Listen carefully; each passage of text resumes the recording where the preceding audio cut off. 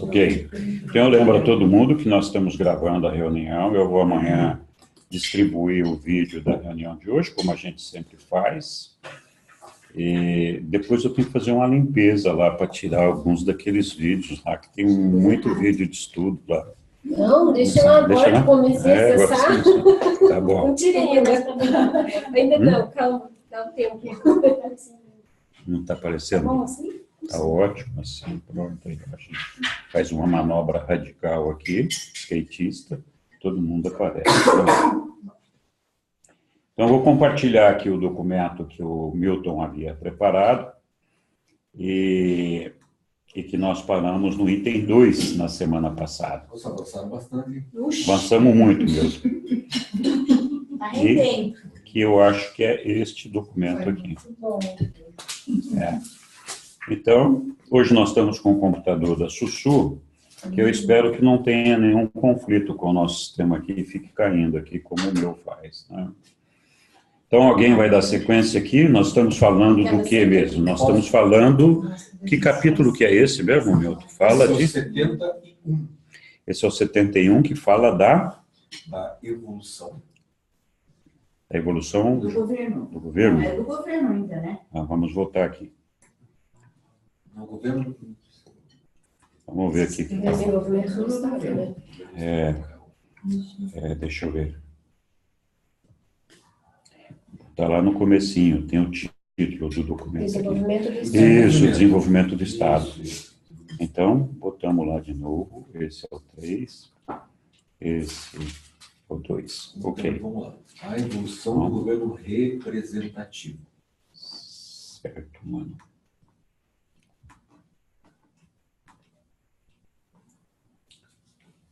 Pronto. Vamos lá. A democracia como ideal é um produto da civilização, não da evolução. Ir devagar, escolher com cuidado, pois os perigos da democracia são a glorificação da mediocridade, isso vai ser dirigido para nós, né? A escolha de governantes vis e ignorantes, Perigo, né? o fracasso... Eleição no Brasil. Eleição no Brasil, né?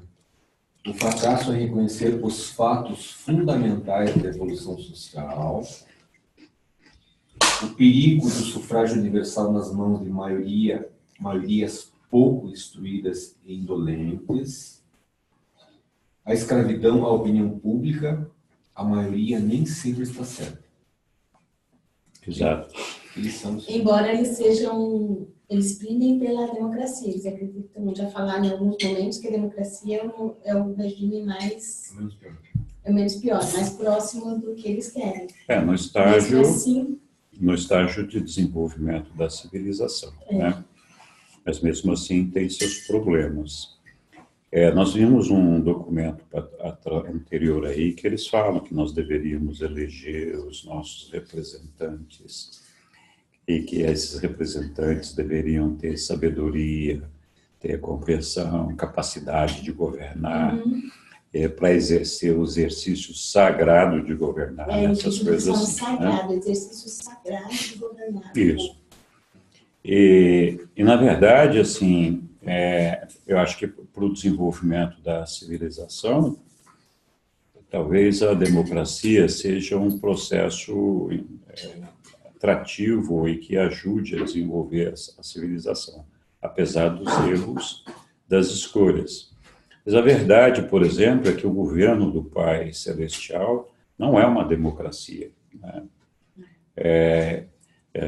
Tem a Trindade no paraíso, o Pai é o todo soberano, nos superuniversos tem os 3 anciões dos dias, nos universos locais tem Micael, que é o soberano do sistema, não vai ter eleição para trocar esse soberano, ele fica lá para sempre, é ele que manda e ponto final, goste ou não goste, né? E assim, então nós temos a hierarquia de Estado e governamental dos seres celestiais não é uma democracia. Apesar de que todos têm o exercício do livre-arbítrio, não é verdade? Mas, por outro lado, nós acreditamos, e eu acho que é certo, que todos eles têm sabedoria, conhecimento e capacidade para fazer o que estão fazendo, né? Então, realmente não precisaria trocar, né?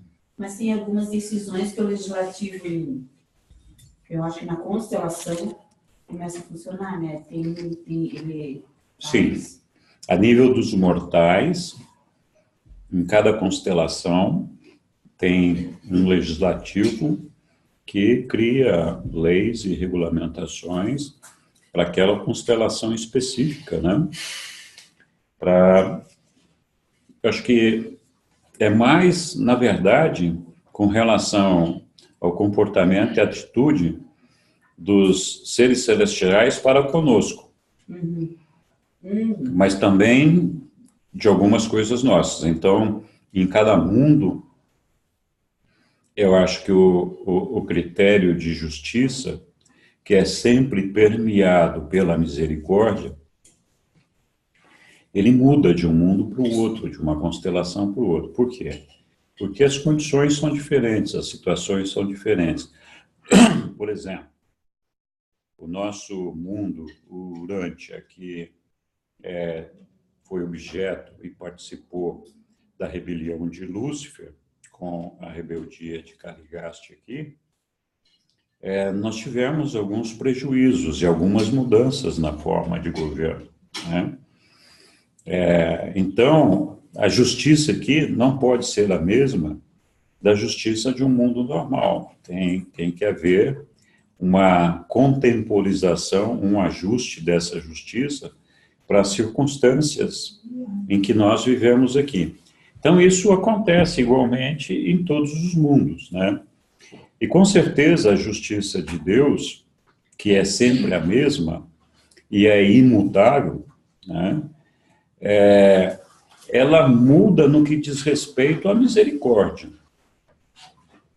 Então, a misericórdia nada mais é do que um critério utilizado por Deus, né, para ajustar o nível de cada indivíduo e de cada civilização a um determinado estágio, para poder perdoar aqueles indivíduos por erros que são decorrentes da ignorância.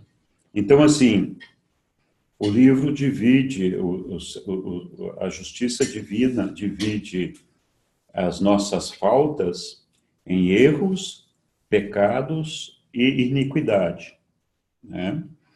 Então, o erro é um produto da nossa ignorância, é um produto do desconhecimento, é o produto da falta de perfeição, é o produto da gente não conhecer, não saber, né? Então faz errado. O pecado, a gente sabe que está errado e a gente entra em pecado, mas ao mesmo tempo nós temos um conflito estabelecido, porque a gente sabe que está errado, mas nós não temos força suficiente para deixar de cometer o pecado. Por quê? Porque falta fé, porque a nossa fé é fraca. Então, a medida dessa fé que interfere na nossa incapacidade de não cometer o pecado, também é dosada pelas deidades, e eles sabem qual é o nível de esforço que nós estamos fazendo para superar isso. E existe a iniquidade, onde deliberadamente a gente, então, faz uma coisa errada, sabendo que está errado e, inclusive, rejeitando a Deus, né? Então, existem esses três níveis. Então, assim, uma coisa que para Ando e Fonta, que foram os ancestrais da humanidade, seria considerada erro, para qualquer pessoa, quando nós estivermos num mundo de luz e vida, onde, teoricamente, todos são conhecedores, são sabedores e estão avançados, seria uma iniquidade, não seria um erro, né? Então, é lógico que para lá, naquele estágio em que estava Ando e Fonta, Deus é todo misericordioso e perdoaria aqueles erros. Diria, não, Esse é um bebezinho, né? Está aprendendo a caminhar. Mas quando você já chegou num estágio evolutivo onde você tem conhecimento das coisas, não tem perdão. A misericórdia desapareceu, não está mais lá. Ou não é nesse nível, né? Não é nesse nível. Estamos falando dessa misericórdia específica. Deus sempre é misericordioso, mas tá.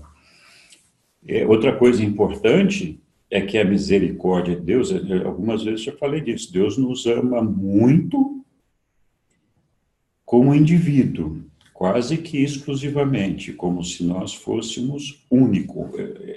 Ele é capaz de nos individualizar a cada um de nós e nós podemos nos sentir amados como se nós fôssemos únicos. Mas, apesar disso, Deus ama muito mais a todos nós juntos, né? Então, o todo é um objeto de amor maior de Deus. Então, a justiça de Deus é temperada por esse conjunto, então, assim, não seria justo que Deus fosse frouxo com um indivíduo que pode prejudicar o todo, de alguma forma, né? Sim. A respeito da misericórdia. Eu já vi algumas salas de debate bastante apurados e até vi muita grosseria relacionada ao tema. Alguns defendendo que misericórdia é um direito, portanto, sendo direito, ele tem que ser pleiteado e o outro lado tem que conceder. Se fosse uma clemência no outro lado. Isso é um ponto. Pela tradição cristã, das muitas igrejas, diz que misericórdia é nenhuma, é uma concessão, uma benesse de Deus, é por liberalidade pura e simples dele. Uhum. Ainda nesses debates, é colocado que a gente atribui a Deus esse atributo da misericórdia, mas na verdade quem faz o julgamento e, portanto, quem aplica a lei, ou, portanto, quem concede algum benefício não é Deus, né? Existem entidades constituídas para isso, em nome de Deus, mas não é Deus que faz isso. Exatamente, mas eles seguem a lei de Deus. Para eles é muito claro. Assim, nenhum Micael julga os seus filhos. Todos os seus filhos, todos os filhos de um Micael são julgados ou passam por processos que culminam com o último estágio, que seria, vamos dizer, o Supremo, lá com a decisão dos anciões dos dias. Por quê? Porque se entende que o Micael seria mais condescendente, assim como todos os pais são, com os seus filhos, né? Então, não seria justo cobrar de Micael que ele julgasse, né? Então, essa situação, As de Lúcifer, por exemplo. como no caso de Lúcifer, por exemplo. Ele não pode julgar Lúcifer. Né? Então, a lei de Deus, ela é imutável e ela é muito clara, né? Então, assim, qual é que é a lei de Deus?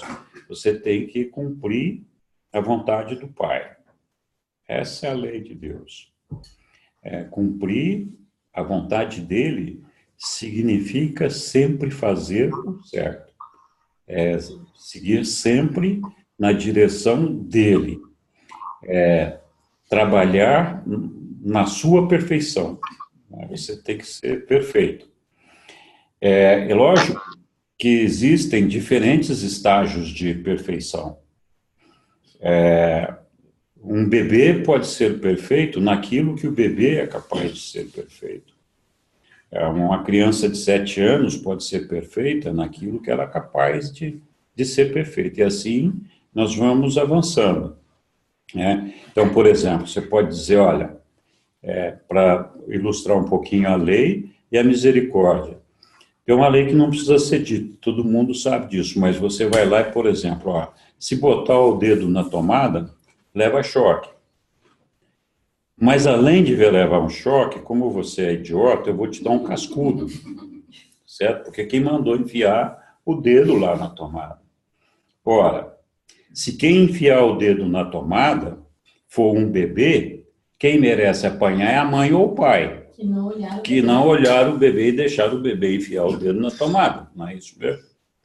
Mas se for um adulto, esse adulto tem que descer a chibata também, né? Porque quem enfiou o dedo naquela tomada? A maneira de dizer, é claro que a gente não faz isso, mas... Então, para a gente entender a diferença no tratamento que Deus nos dá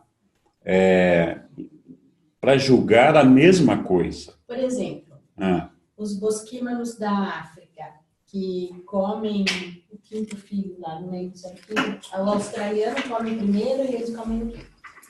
Então, dentro da ignorância deles, isso daí é sofrimento. Certo? Mas se fôssemos nós, que vivemos nessa civilização com o conhecimento que a gente tem, se dá a louca numa mãe comer o filho, aí né? Isso já são crenças culturais. Queimando. E sim, mas assim, a nossa evolução, ela decorre de um conjunto, né, de experiências que envolvem situações sociais, culturais, situações intelectuais, de conhecimento científico, de conhecimento intelectual, e situações de conhecimento espiritual, né? Então, é claro, quando uma sociedade colocou lá uma regra de que determinada coisa é aceitável, Deus pode achar horroroso aquilo lá, né? Deus não acha horroroso nada, não odeia nada, mas ele poderia olhar com aquilo lá e dizer assim, olha... Ele não gostaria que as pessoas continuassem fazendo aquilo. Ele não gostaria que as pessoas continuassem fazendo aquilo. Mas na hora de julgar essas pessoas, ele vai entender que aquilo é um resultado de um produto da ignorância daquelas pessoas, que de alguma forma estão buscando, estão tentando acertar as coisas. Dentro da crença e do limite de evolução que aquela tribo, por exemplo, Isso, exatamente. Para Deus, eles são bebês. Para Deus, eu acho que para Deus não existe julgamento em hipótese nenhuma, assim, em momento nenhum. Isso, então... É que ele tem crença daquilo. Ele não vai julgar. Eu acho que o julgamento, na real, é feito por nós mesmos. À medida que a gente vai evoluindo, a gente vai... Mas esse tipo de coisa ele não julga. É isso que você quer dizer? Ou ele não julga nada? Eu acho que Deus não julga nada. Mas não é assim. Ele julga. Porque nós somos essa essência, né? Que essência? Essa essência divina, esse Deus. Não, nós não somos essa essência. Não o Deus. Nós somos uma partícula desse nós DNA temos, na busca da perfeição. Não. Nós, dentro da maneira como nós estamos aprendendo aqui, assim, nós temos uma partícula de Deus em nós. Mas ela não nos pertence. Ela não nos pertence. E nós não somos ela. E ela não é nós. Mas ela está contida em nós. Ela está contida em nós com um propósito. Da busca da evolução. De nos ajudar e nos conduzir à perfeição, mas sem interferir no nosso livre-arbítrio, né? Então, assim, as nossas decisões não são as decisões dessa partícula. Não são as decisões de Deus. Sim. E essas decisões, você tem duas escolhas. Não tem uma terceira, só existem duas escolhas. Escolher a Deus ou não escolher a Deus. Porque, assim, nós somos partes de um projeto, que é um projeto de Deus, que tem um propósito. Então, ele nos coloca dentro desse projeto. Cabe a nós aceitarmos ou não participar desse projeto. Se a gente não aceitar, caput, sai fora. Porque não existe outro projeto. Não tem outro. Não tem o projeto do Henrique. Não tem o projeto da Sueli. Então, se eu não aceitar participar do projeto de Deus, eu tenho o direito de não aceitar, mas eu não tenho um projeto alternativo para ficar. Se eu não aceitar, eu estou morto. Morreu, acabou, terminou, né? Então, então, é assim, a justiça de Deus, ela é sempre a mesma.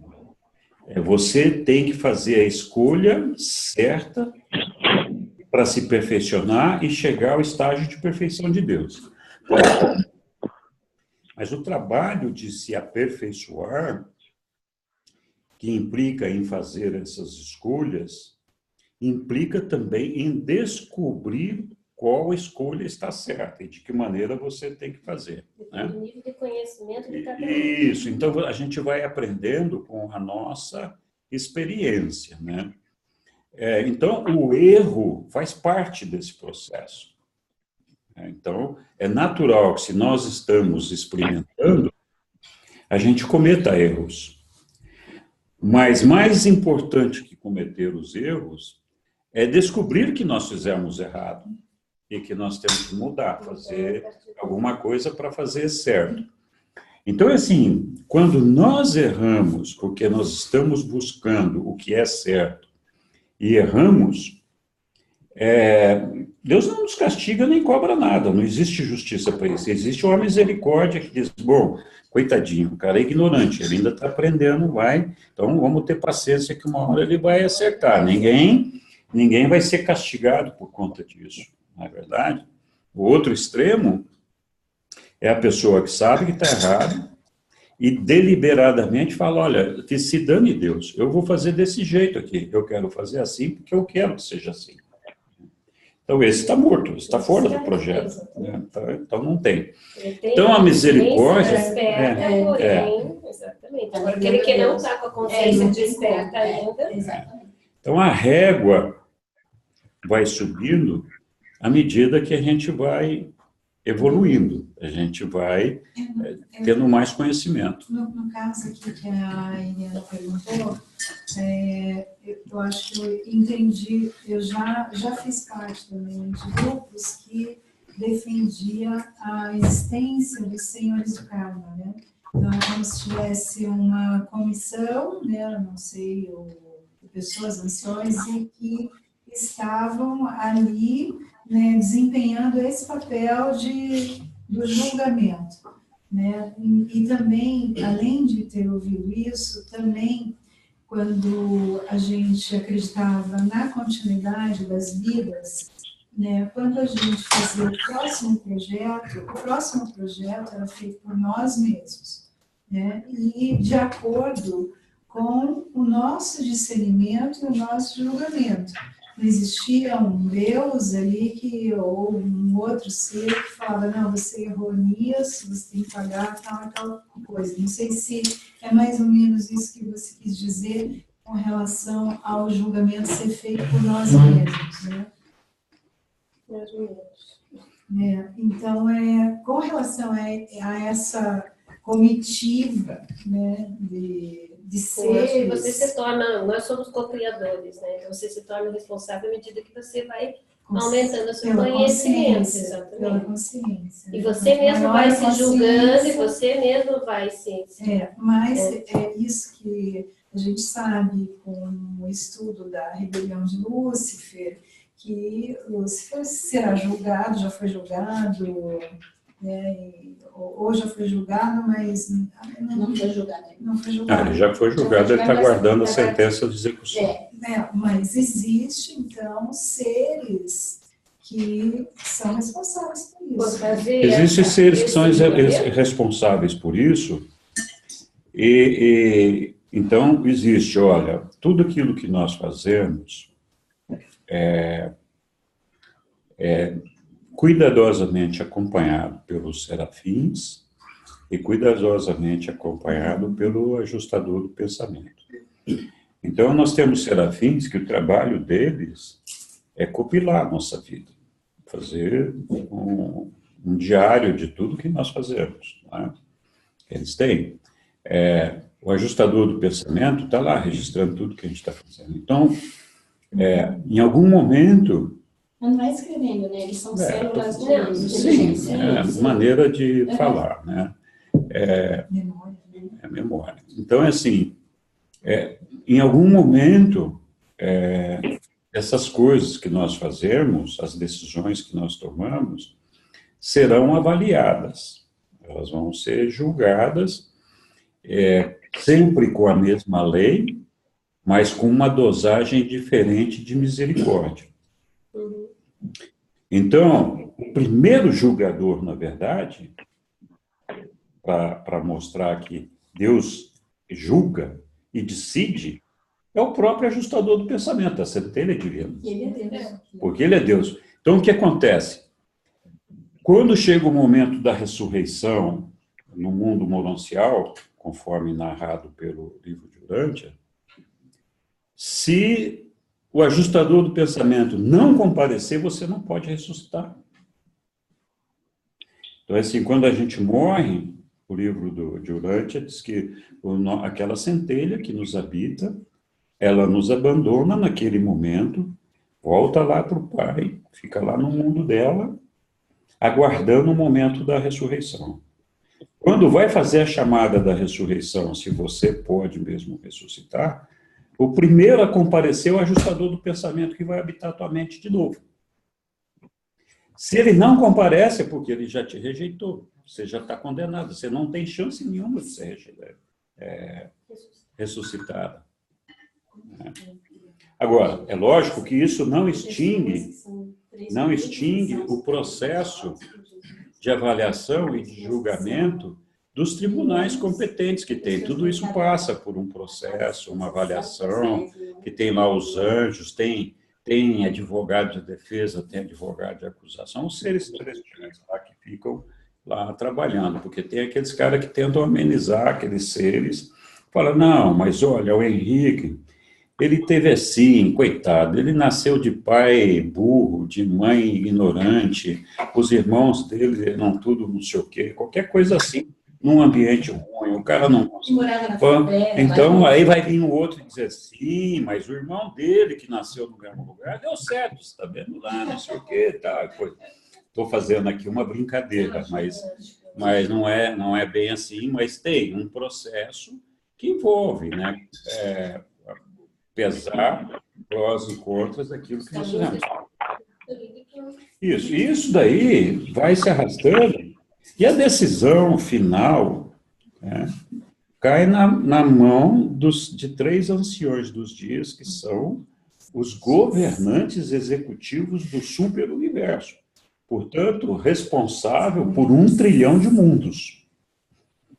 Então, apenas eles podem confirmar definitivamente qualquer sentença, ninguém mais pode. Então, tem alguém com o microfone aberto, está interferindo aqui na sala. Acho que não, em cima. Acho que você quer falar, será? Então, essa condição de julgamento, ela existe.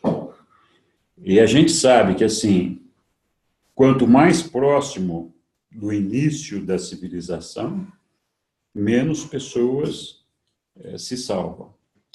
E quando mais próximo do mundo de luz e vida, mais pessoas se salvam. Então, porque o homem é um animal. Ele tem que conquistar a mestria sobre essa animalidade dele para poder ir ganhando e perdendo essa animalidade e tal. Então, quando começa a existência da humanidade num determinado planeta, a gente não recebe nem a centelha divina. Só aquelas pessoas que têm algum merecimento recebem a centelha divina.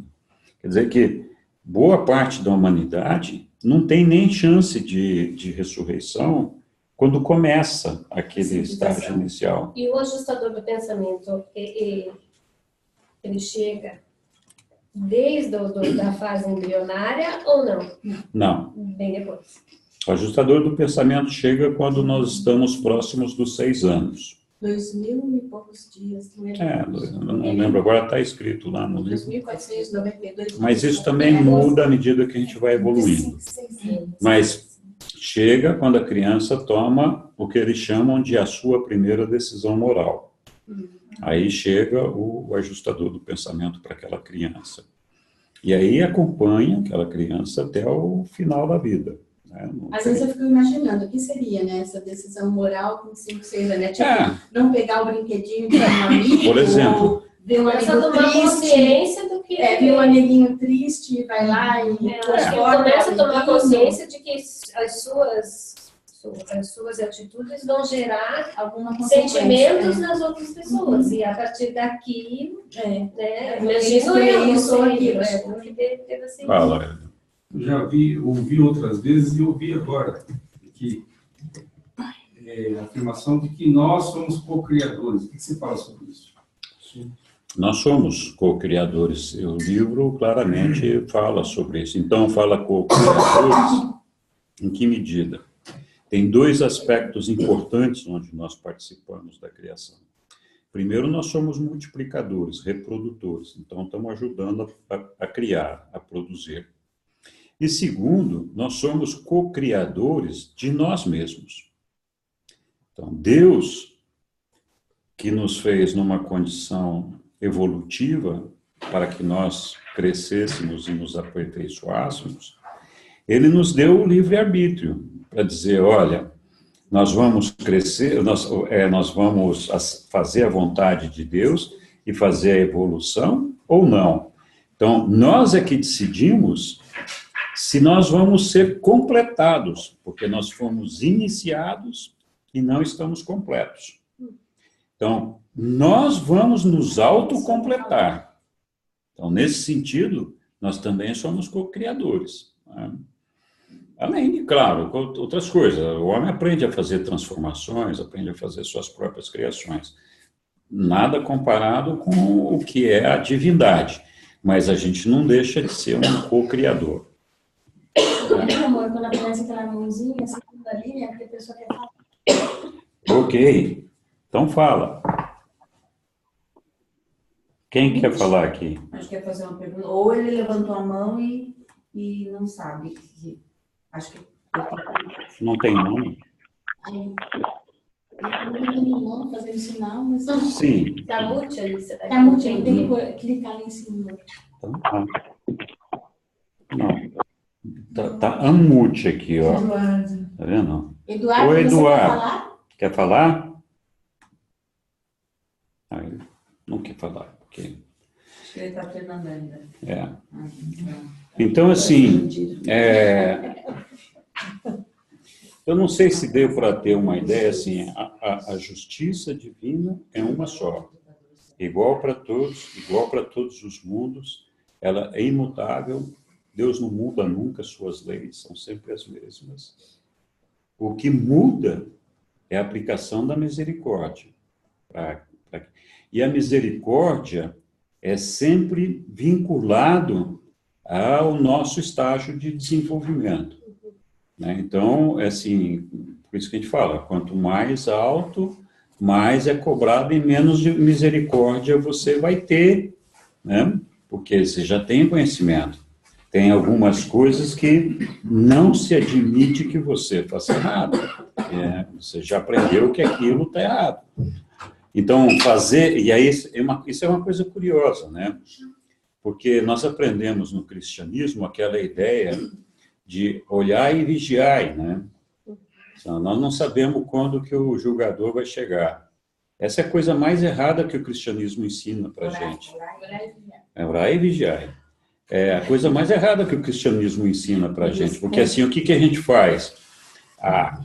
Eu vou vivendo aqui, quando eu achar que está chegando perto da hora de morrer, não, a gente é idiota até esse ponto, né? Quando eu chegar que estou chegando a hora de morrer, aí eu vou virar um beato, vou ficar de joelhos pedindo perdão e rezando. E se eu der uma escorregadinha aqui, não tem importância, depois eu vou lá e me arrependo daquele negócio. Bom, de duas uma, ou nós achamos que Deus é idiota e burro, né? Fala assim, não, pode ser manobrado por esse tipo de manobra que nós estamos fazendo, né? Ou nós realmente achamos que o que vale é o último dia só. Não, não é o último dia, a gente está sendo julgado todos os dias. É lógico que todos os dias nós temos uma nova oportunidade de nos aproximar de Deus, com certeza, né? E se a gente verdadeiramente se arrepende dos nossos pecados e realmente buscamos a Deus, ainda que seja no último dia, isso vai ser levado em conta, é claro. Né? Mas, viu, Henrique, Não. eu sempre entendi orar e vigiar, que é para sempre constantemente estar em oração, porque a gente não sabe nem o dia nem a hora. Então, eu interpretava assim, sabe? Sim, A gente você não estar sabe, alerta. porque você não sabe o dia nem a hora. Mas o dia e a hora, na cabeça da maioria dos mortais, é o dia que você morrer, que você vai ser julgado. Mas eu sempre achei que poderia morrer a cobra. Ou algum cristão fala assim, não, Jesus vai chegar aqui hoje e vai julgar todo mundo hoje. São essas duas possibilidades que o cristão carrega na cabeça, né? Na orar e vigiar, porque você não sabe a hora. Mas a hora, para mim, é a hora que ou que eu morrer, ou que Jesus chegar aqui para me julgar. Isso é o que o cristão tem na cabeça. Bom, eu não acho que Jesus vai chegar hoje. E não acho que eu vou morrer hoje. Então, eu posso esperar para orar e vigiar amanhã. Então, as pessoas ficam frouxas, né? Fica assim, elas deixam mais flexibilidade por conta dessa ideia de que você pode burlar esse sistema de alguma forma. E quando não é assim, não é orar e vigiar. Neguinho, você já está sendo julgado. Não é que a gente não sabe. Você sabe, está acontecendo agora, já, neste instante. Né? Então, você fala, não, eu vou fazer alguma coisa errada e ninguém vai perceber, ninguém vai notar. Não, você está completamente enganado. Deus dentro de você. Você só tem Deus dentro de você, olhando por você. E aí você assume o risco de o dia que você for ressuscitar, esse Deus não vir, né? Falar assim, não, isso aí vocês não precisam acordar que não vai, não. E eu não vou entrar nessa cabeça aí de novo. Mas ninguém vai saber. Exatamente. Então, essa que é a ideia. Mas vamos continuar lá, que deve ter outras coisas aqui. Eu fico falando demais, é um negócio. Mas será que não tinha mais coisas? Não, nós estamos... Estava no 5, né? Vamos voltar aqui, né? Assim. Só até o 5. Agora É. é o próximo. Vamos lá. A opinião pública, a opinião comum, sempre atrasou a sociedade. Contudo, ela é valiosa, pois, conquanto retarda a evolução social, ela preserva a civilização. A educação da opinião pública é o único método seguro e verdadeiro de acelerar a civilização. A força é um expediente apenas temporário, e o crescimento cultural irá acelerar cada vez mais se a arma que desfere projéteis der lugar à arma do voto. Olha aí. A opinião pública e os costumes são a energia básica e elementar da evolução social e do desenvolvimento do Estado. Mas para que tenha valor para o Estado, deve ser não violenta na sua expressão. Eu não sei se é neste capítulo aqui que eles falam de um mundo onde, lógico, tem o voto, mas o voto tem peso, tem valor proporcional à capacidade do indivíduo. Não é peso um para todo mundo. Não é peso um para todo mundo. Quem tem mais sabedoria tem peso? 2 capítulos atrás. Então tem essa diferença. Não, todo mundo vota. Mas se você não tem sabedoria, eu não sei como é que eles medem isso, mas deve ter um esquema. Seu voto vale 1. Se você tem muita sabedoria, seu voto vale 10. Mas na escola não. Você está querendo ser execrado. Como assim? Eu fingi que não ouvi. Hoje em dia essas palavras não pode. Bom, vamos lá. A medida do avanço da sociedade é diretamente determinada pelo grau com que a opinião pública pode controlar o comportamento pessoal e pelas regulamentações do Estado, por meio de expressões não violentas. Um governo realmente civilizado terá chegado quando a opinião pública estiver investida dos poderes do voto pessoal. As eleições populares nem sempre podem decidir corretamente as coisas, mas elas representam um modo certo, até mesmo de fazer uma coisa errada. A evolução não produz de imediato a perfeição superlativa. Ela faz um ajustamento antes comparativo e de avanço prático. Há 10 passos ou estágios na evolução de uma forma de governo representativo que seja prática e eficiente. E esses passos são a liberdade da pessoa, A escravidão, a servidão e todas as formas de sujeição humana devem desaparecer. A liberdade da mente.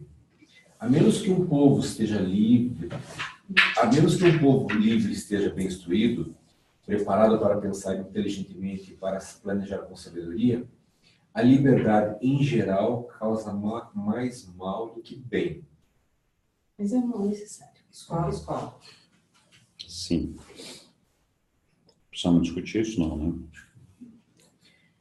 O âmbito da lei. A liberdade pode ser desfrutada apenas quando as vontades e os caprichos dos governantes humanos são substituídos pelos atos do legislativo de acordo com a lei fundamental aceita.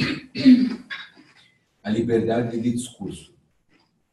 Um governo representativo é inconcebível sem liberdade para todas as formas de expressão, para as aspirações e as opiniões humanas. Então, não pode ter bronca de mortadela nem de coxinha. Cada um Todo ser mundo, livre. cada macaco no seu galho. Eu acho que dentro É do isso que faz limite, o né? Eu céu. não sei também, porque tem uns que daí provocam os outros, xingam os outros, né? Exatamente. A segurança da propriedade. Nenhum governo pode resistir muito se deixar de proporcionar o direito ou desfrute da propriedade pessoal de alguma forma. O homem anseia pelo jeito de usar, controlar, dar, vender, alugar e legar a sua propriedade pessoal. Essa 5 aí, esse mote da segurança, é alguma coisa assim que já desfaz boa parte do discurso Comunista. do discurso que possa haver ali entre correntes do quarto, por exemplo. Então, mas, enfim, vamos em frente. O direito de petição. O governo representativo assume o direito que os cidadãos têm de serem ouvidos. O privilégio de petição é inerente à cidadania livre. O direito de governar. Não é suficiente ser ouvido. O poder de reivindicar deve progredir até a administração factual do governo. No fim, quem tem que mandar é o povo, né? Não é o governo. É. O sufrágio universal. O governo representativo pressupõe um eleitorado inteligente, eficiente e universal. O caráter desse governo será determinado sempre pelo caráter e pelo calibre daqueles que o compõem. Cada povo tem um governo que merece. À medida que a civilização progride, o sufrágio, ainda que permanecendo universal para ambos os sexos, deverá ser efetivamente modificado, reagrupado e diferenciado de outros modos. Isso hoje parece Quando que a mulher começou a votar? Pra mulher? Mas eles estão dizendo aqui que tem ambos, tem que votar, né? Mas na época as mulheres não podiam votar ainda. Ninguém sabe, na época que foi escrito o livro. Na época foi escrito o livro e ainda hoje tem muitos países onde a mulher não pode votar. A Arábia Saudita, a mulher pôde dirigir esse ano. Pois é. Mas, cruel do país. O controle dos servidores públicos. Nenhum governo civil será útil e eficiente a menos que os cidadãos possuam e façam uso de técnicas sábias para conduzir e controlar os cargos e os funcionários. Que distância a gente está disso aí? Não, aqui voltando para o 8, no finalzinho, no último parágrafo, está dizendo o seguinte, que à medida que a civilização progride, vai ser preservado o modelo atual, mas com modificações. Modificações seriam essas. Não, o sufrágio ainda que permanecendo universal para ambos os sexos, Que é como é hoje. isso, deverá ser efetivamente modificado, reagrupado e diferenciado de outros modos. Então, aquilo, por exemplo, poderia ser o caso de pesos e medidas. Né? Aí que aparece a opção do Exato, eu acho que sim. Né?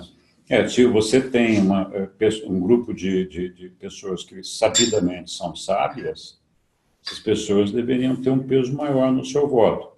De que maneira que se determina isso, eu não sei, mas deve ter um critério lá que vai. Né? Mas eu acho que é válido. Do mesmo jeito que é válido,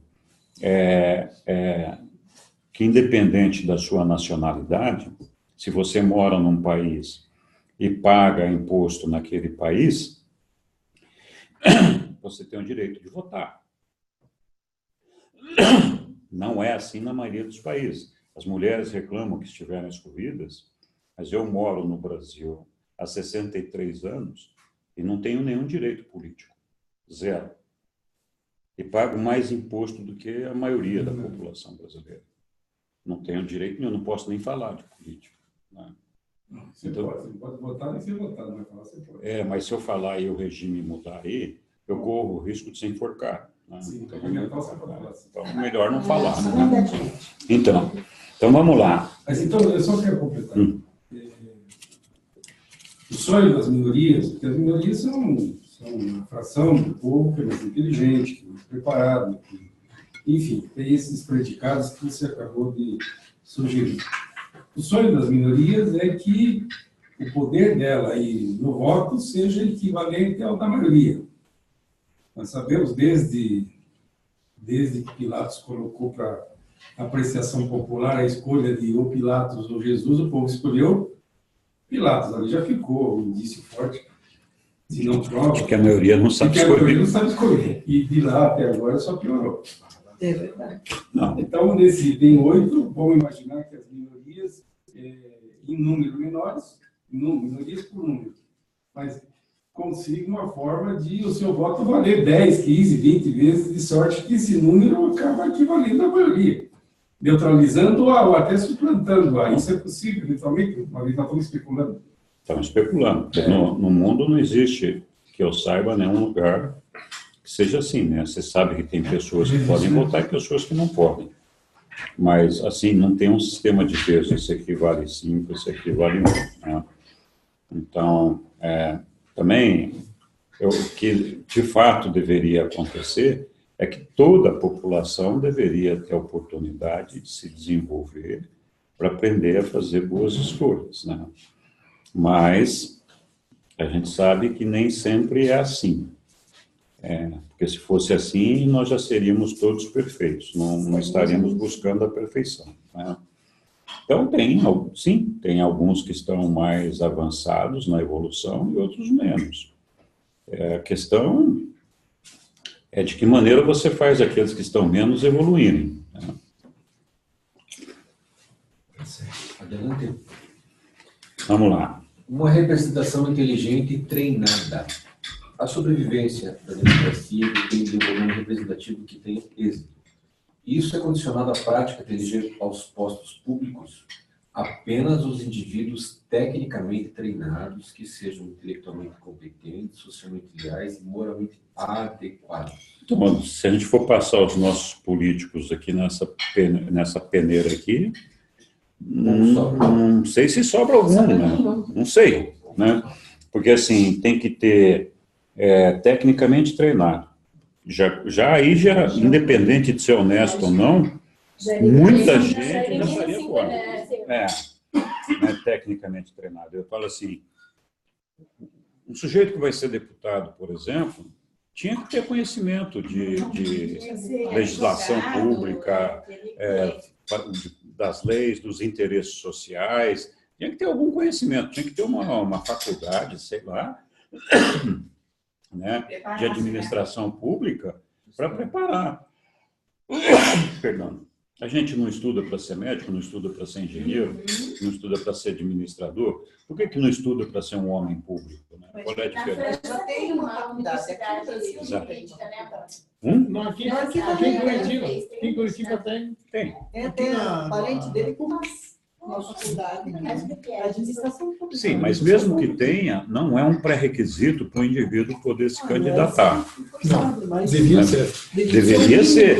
Né?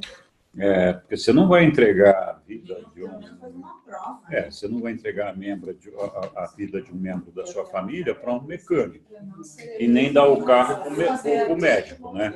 Então, também eu gostaria que para o homem público eu pudesse escolher alguém que foi preparado para isso, né? Não é verdade? Bom, e aí tem lá todo aquele resto de coisas que está ali, que sejam intelectualmente competentes, né? Assim, nós temos pessoas que claramente você vê que não tem um processo de raciocínio normal, não tem um conhecimento razoável, não tem uma intelectualidade, não é verdade? Isso não significa ter estudo, porque, assim, por exemplo, o Lula é um cara de muita inteligência, apesar dele não ter feito nenhuma escola, de nenhuma formação. De outro lado, a Dilma, que tem uma formação, não tinha todo aquele... não tem a bagagem para preparo que ela teria que ter, porque a gente não consegue nem entender o que ela fala, mas não teria a condição de fazer isso daí. Não é para assim, de que maneira a gente tem que interpretar intelectualmente competente, né? Socialmente leais. Putz, os caras fazem promessa e não cumprem nenhuma, né?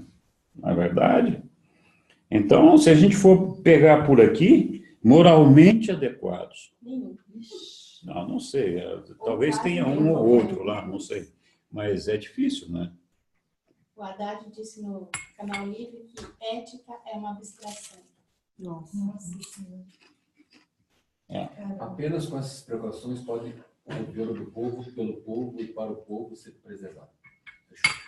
Ok. Henrique. Oi! Tudo bem? Tudo ótimo. Então, qual é o documento que vocês estão lendo? Fala. Estava ótimo, nós caímos? Não caímos. A Leila está ali. Pode falar, Leila. Morar na televisão. Espera aí. Não está me ouvindo? Está me ouvindo agora? Eu estou te ouvindo, sim. Qual o documento que vocês estão lendo? 7.1. Nós estamos lendo o documento 7.1. Ok, obrigada. Não sei. Porque nós não fizemos nada errado aqui. Na tela do computador, está aparecendo tudo aqui. Tá. E está no Zoom ali, né? Deixa eu ver. E agora? Agora vão ficar aparecendo essa imagem maravilhosa. Bom, eu vou colocar de volta aqui o documento, né? Porque não está aparecendo lá a tela do Zoom. Aparece sério.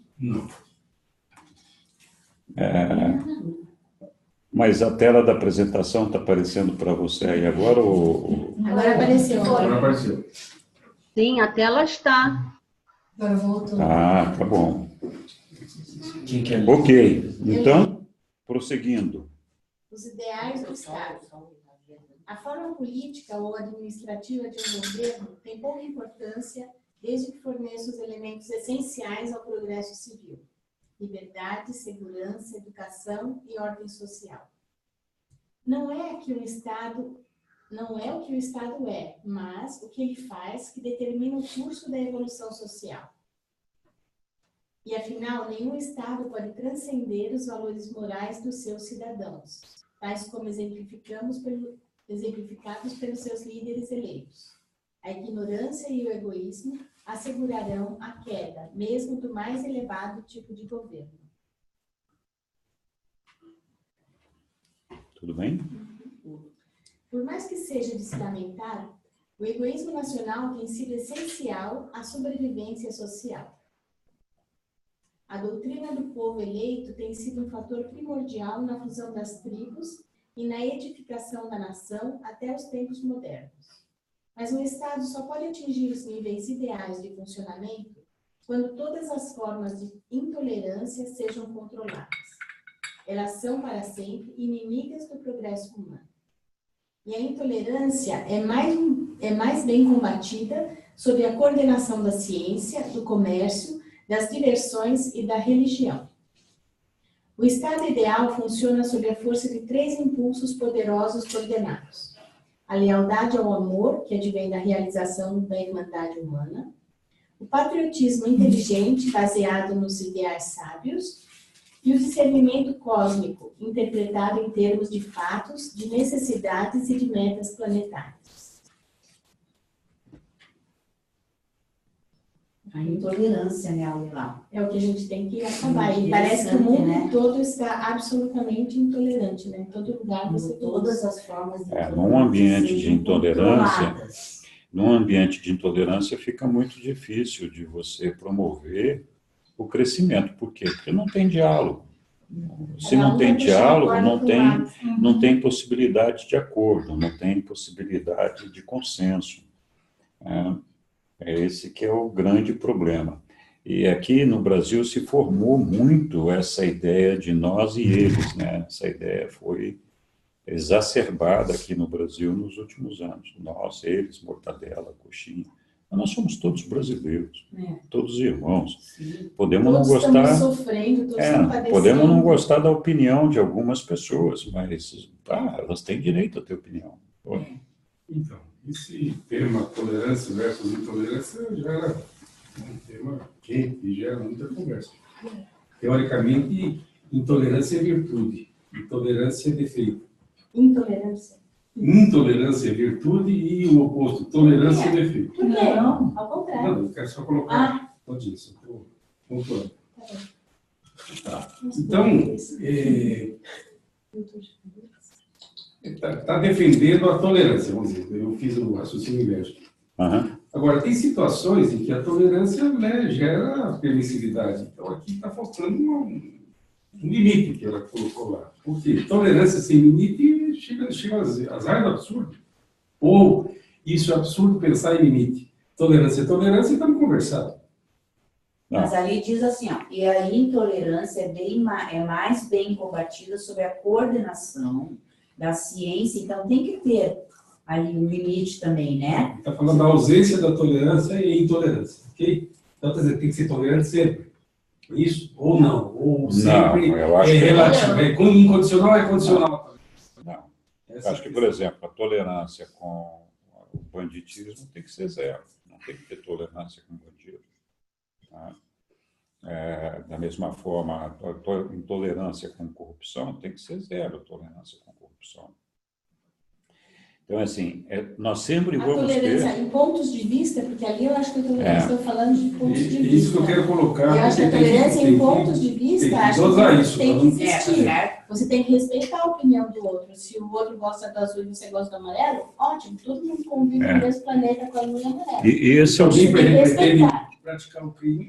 Não, aí se você acha que nem o tráfico de drogas tomando conta do Rio de Janeiro, eu acho que não dá para ser. Tolerância zero, bala neles. Não sei se bala neles, não sei se é isso. Eu não gosto de bala, mas menos. Eu fiz a campanha da fase. Mas que tem que ser combatido, tem. Que ferramentas, que instrumentos nós vamos usar, não sei, mas eu acho que quando você parte para um regime de intolerância, e aqui nós estamos falando de intolerância generalizada, a tendência é você partir para extremismos. Porque um extremo vai assumir o poder e vai governar pelo poder. Não é porque existe consenso, ou não é porque existe diálogo. É porque alguém assumiu o poder e diz, não, aqui mando eu, e nós vamos fazer desse jeito. Né? Então, isso não é bom também. Então, nós temos sim que ser tolerantes. Né? Acho que tolerância aqui é com relação às ideias, com relação a... Claro, é porque nós estamos vivendo... Desculpe, vai ser rápido dessa vez. Nós estamos vivendo momentos em que o Ocidente está sendo invadido pelos muçulmanos. E se atribui isso à tolerância do Ocidente em relação aos muçulmanos, que, de sua vez, são completamente intolerantes. Sim, eu sou a favor dos muçulmanos. Sim. Acho que a gente tem que ser tolerante, assim como a gente tem que ser tolerante com católico, com presbiteriano, com todos. Mas o que está acontecendo na Europa? Como você mais específico? O que está acontecendo na Europa? Os muçulmanos estão bagunçando a ordem social. Não sei. Por quê? É o que se produz. Então, é onde se pratica mais crimes, é onde... Se pratica mais crime no Rio de Janeiro. Os radicais. Sim, nós temos mais crimes cometidos no Brasil. Que a outra fração não cria. De assassinatos no Brasil. A gente mata mais que a guerra da Síria. Então, e aqui não tem muçulmanos, ou poucos muçulmanos nós temos. E os nossos muçulmanos são muito comportados. Então, é assim, existe, é claro, olha, todo mundo tem razão e todo mundo está errado.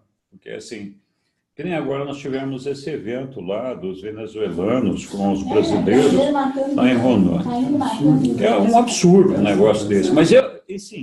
Mas esse, assim, a gente tem que ver o lado daquelas pessoas que estão se sentindo destruídas e ameaçadas ali, né? Então, tudo bem. de que maneira a gente resolve isso? Lógico, você não pode deixar isso para ser resolvido e falar para aquelas pessoas, ó, se vire com aquele negócio lá e pronto, acabou, né? Deixa aquelas pessoas, aquela meia dúzia de habitantes lá do Estado, para se virar com uma legião de gente que está invadindo o Estado. Isso não faz sentido, não tem propósito. Que é o que está acontecendo. Sim, que é o que está acontecendo. Então, tem uma série de responsabilidades aí, de envolvimentos que deveriam estar acontecendo que não estão. Mas também existe muita propaganda equivocada, né? O pessoal fala muito dos muçulmanos. Sim, assim, eu acho que tem muçulmano bom e tem muçulmano ruim. Assim como tem católico bom e católico ruim. Tem protestante bom e protestante ruim.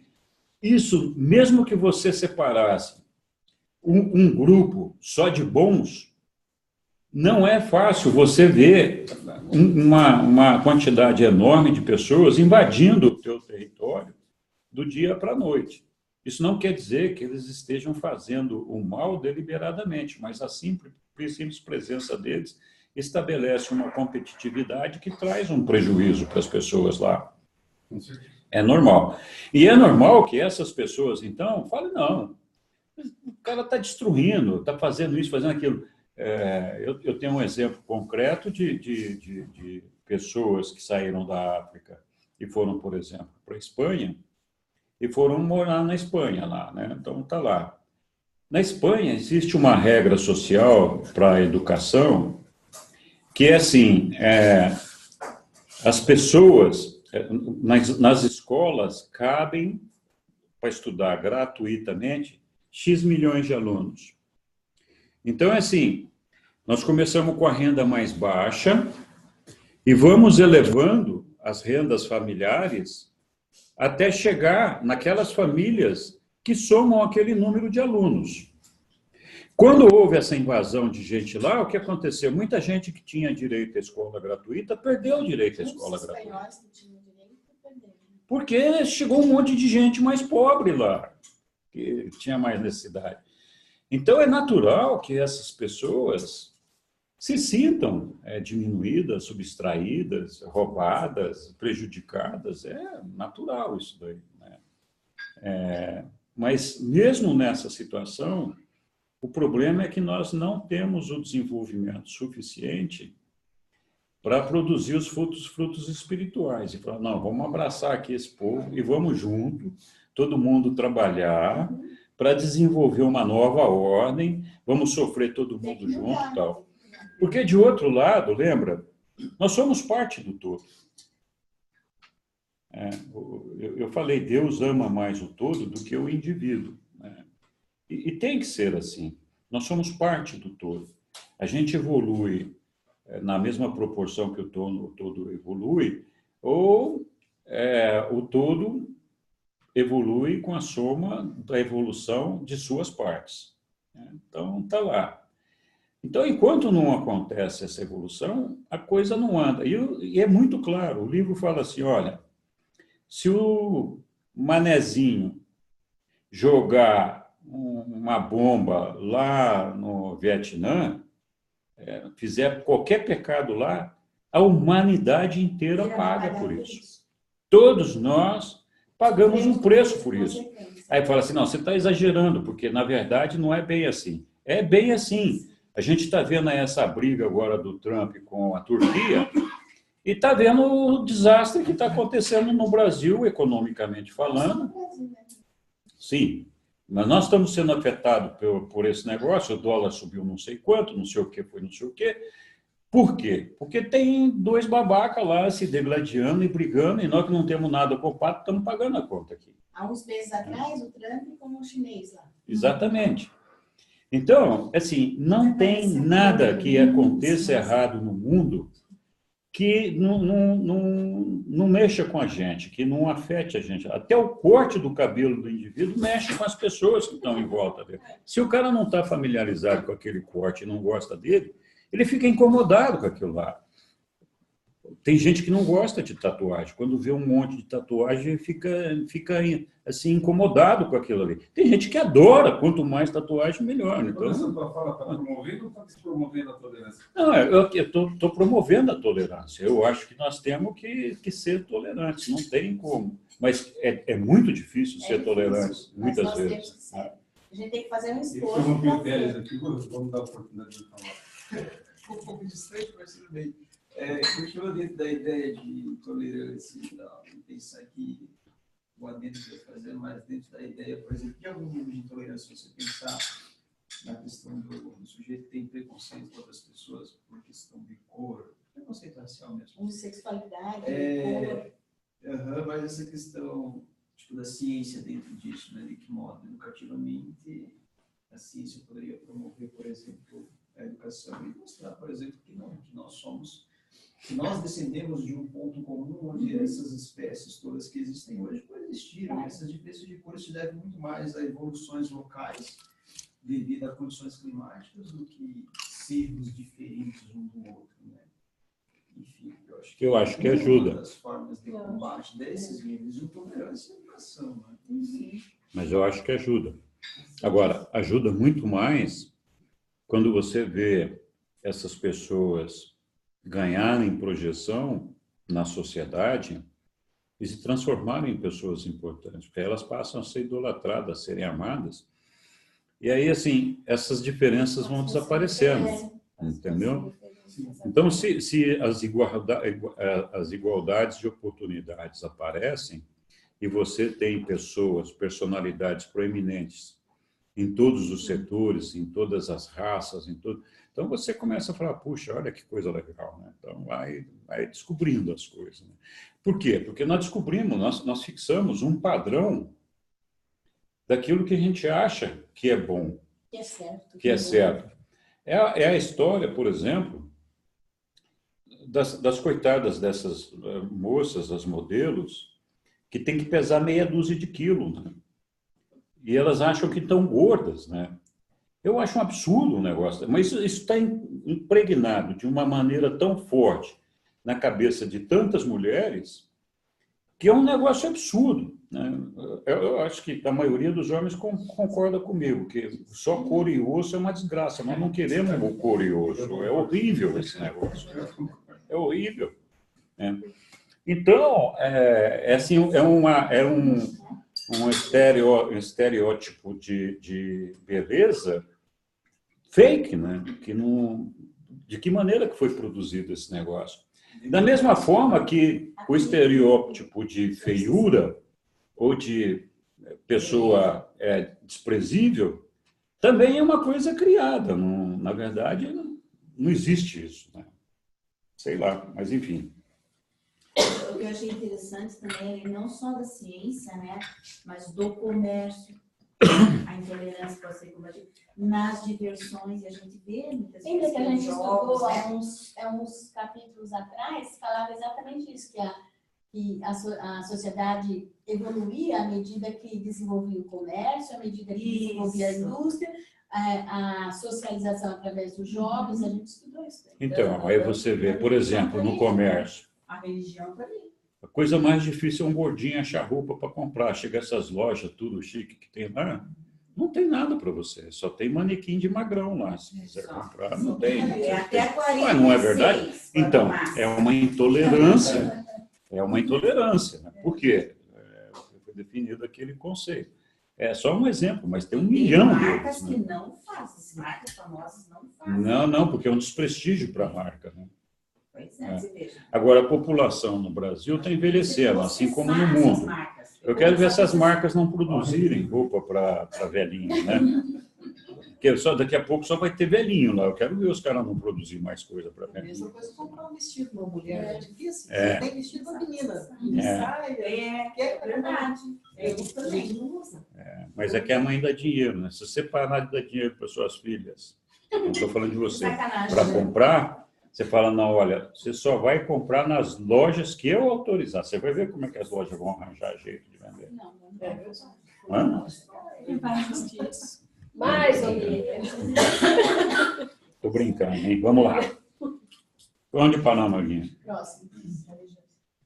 As leis do Estado real são poucas em número e passaram da idade do tabu negativo para a era do progresso positivo. Da liberdade pessoal, consequência de um autocontrole individual mais acentuado. O Estado superior não apenas compele os seus cidadãos ao trabalho, mas também os incita a uma utilização proveitosa e enaltecedora do tempo crescente de lazer, resultando da liberação do trabalho pesado, advindo com a idade da máquina. O lazer deve produzir tanto quanto consumir. Aí eu lembrei agora que nos mundos de luz e vida, as pessoas trabalharão 2 horas por dia. E o resto do tempo dedicarão ao lazer, ao conhecimento, estudos, etc. Esse é o ideal. Mas é uma vida bem mais light, né? A gente leva a vida muito agitada, não. Isso não é bom para a máquina. Numa sociedade tem avançado o suficiente. Nenhuma, desculpa. Nenhuma sociedade tem avançado o suficiente quando permite a ociosidade ou tolera a pobreza. Então, a ociosidade não pode. Mas nem pode. pobreza. Não, sim, mas eu quero dizer com relação ao capítulo anterior. Pode o lazer e pode o descobrimento, o ensino, estudo, etc. Vou começar falando, porque eu perdi. Nenhuma sociedade tem avançado o suficiente quando permite a ociosidade ou tolera a pobreza. Mas a pobreza e a dependência nunca poderão ser eliminadas se as linhagens defeituosas e degeneradas forem sustentadas livremente e se lhes for permitido reproduzir-se sem restrição. Maria, essa é forte. Essa foi forte. Essa aí foi. Mas com a Então, evolução acabou. a gente já viu também que com a evolução vai ter alterações genéticas. Né? É assim, se a gente produz ignorantes, porque não dá estudo, não dá... Tem um propósito, né? Tem governo, por exemplo, que não quer dar educação para o povo, porque é a maneira de manobrar o povo, de explorar o povo e tal. Manipulação e massa. Então, assim, a produção em massa da ignorância é uma forma de manter a pobreza, de manter as misérias, de manter a dependência, de explorar a dependência. Da mesma forma, a permissividade para que as imperfeições continuem a existir e proliferem é uma forma de manter a dependência, né? Então, assim, não é que você tem que eliminar aquilo que não está fora do padrão ou fora de conversão, mas tem que haver um esforço no sentido de fazer as correções, de evoluir para que essas coisas não aconteçam. O certo, o correto, o que é? Que todo mundo seja saudável, que todo mundo seja capaz, que todo mundo seja produtivo, que todo mundo... Então, é lógico que a pessoa que não tem as condições hoje não é culpada disso. Mas a gente tem que lutar para que todo mundo tenha essas condições algum dia, né? Ficar assim esperando o acaso que as coisas se resolvam sozinho, não vai acontecer. Voltando para o parágrafo anterior, só para, por favor. Só para instigar? Só para instigar. O último parágrafo ali está sugerindo que o assistencialismo deve ser evitado? Sim, está sugerindo isso. Com todas as letras. Com todas as letras. Está nas entrelinhas. Sim, mas assim, na verdade está sugerindo que o assistencialismo seja perpetuado, né? Não, vamos fazer aqui um assistencialismo e deixar. Então, tem um momento que você pode ter a necessidade de gerar um assistencialismo. Mas, da mesma forma que você comemora isso, você deve comemorar dobrado o dia que você consegue sair disso, né? Não, a partir de hoje não precisamos mais ter esse assistencialismo. Que é esse o problema. A gente gera os dependentes e os dependentes gostam de ser dependentes. Então, a gente não dá condição para eles saírem. É isso. A gente, na verdade, transforma essas pessoas em escravos. E eles aceitam ser escravos porque nós os subjugamos e deixamos dessa forma, né? Então, o certo o que é? É dar dignidade às pessoas. Nenhuma pessoa pode desejar ser escravo ou ser dependente. É um absurdo um negócio desse, né? eu ouvi dizer que esses programas de assistencialismo, a qualidade deles está mais diretamente relacionada à variável de quando e como sair do que propriamente como entrar. Ou seja, as credenciais para entrar é importante e tudo, mas tem que estar muito claro e tem que ser festejado, na verdade, a saída. Exatamente. Porque daí o programa deu certo. Exatamente, porque aí deu certo. Então, tem que assistir? Tem. Tem que transformar em independentes? Não. Aí está errado. Aí é um negócio... porque assim, fala, não, nós estamos criando uma situação de empobrecimento, não só dessas pessoas, mas também a nossa. Você pega uma sociedade que tem uma carga pesadíssima, porque tem que carregar um negócio desse, e todos nós temos que arcar com isso, de alguma forma. Então, faz sentido? Sim, por um tempo faz. Mas tem que acabar, né? Nós temos que encontrar as maneiras de superar isso. Ok. É aí? Sim.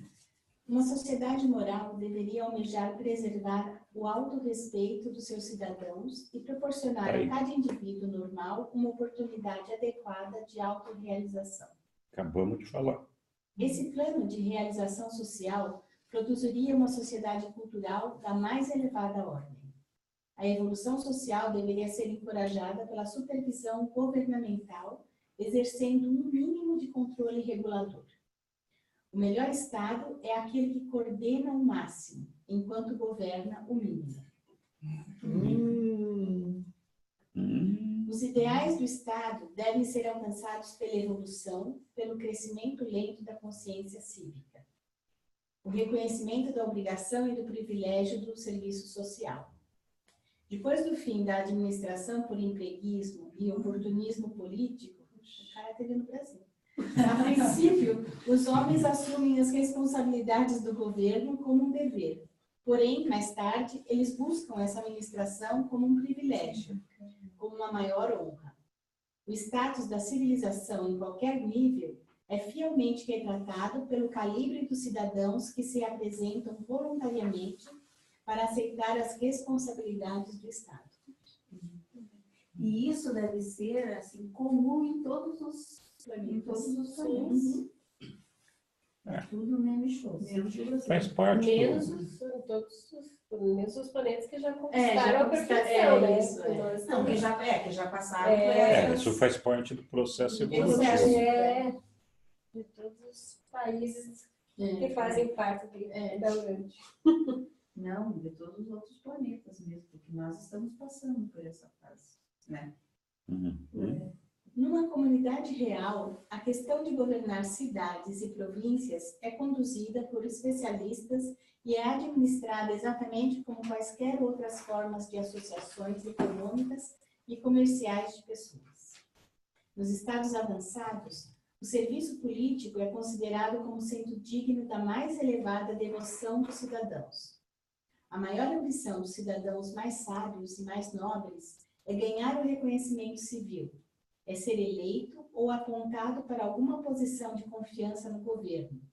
E esses governos conferem as suas mais elevadas honras de reconhecimento por serviços aos seus servidores civis e sociais. Na sequência da ordem, as honras são concedidas em seguida aos filósofos, aos educadores, aos cientistas, aos industriais e aos militares. Os pais são devidamente recompensados pela excelência dos seus filhos.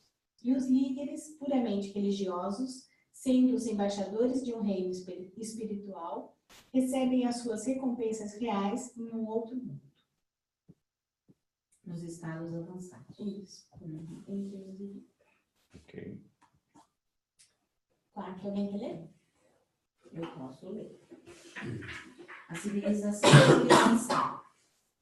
A economia, a sociedade e o governo devem evoluir, se querem permanecer. As condições estáticas em um mundo evolucionário indicam decadência. Apenas perduram aquelas instituições que se movem para frente, junto com a corrente evolucionária. O programa progressivo de uma civilização em expansão abrange 1.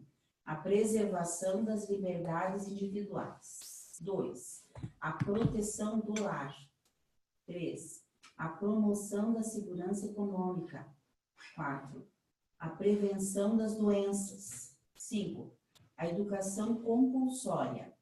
6. O emprego compulsório. 7. Uma utilização proveitosa do lazer. Quer dizer, nada de ficar sem trabalhar, nem de estudar. Exatamente. Em alguns países avançados, os filhos que não estudam, os pais perdem a guarda. Nossa. Na França, por exemplo, é assim. Se o filho não vai na escola, não estuda, você perdeu o direito de ser pai e mãe. Nossa. Esses filhos não... Mas aqui, se as crianças não vão para a escola, elas são chamadas no conselho tutelar. E eu acho que podem até ter o perigo de perder a guarda também. Porque tem que mandar para a escola. Não pode simplesmente deixar em casa, né? Tem que... E eles vão para a escola? Vão. Se estuda é outra coisa, mas que É que não tem matrícula para todos, né? Não tem vaga para todos. Para todas. Inclusive agora está diminuindo o número de crianças, porque está diminuindo o número de filhos.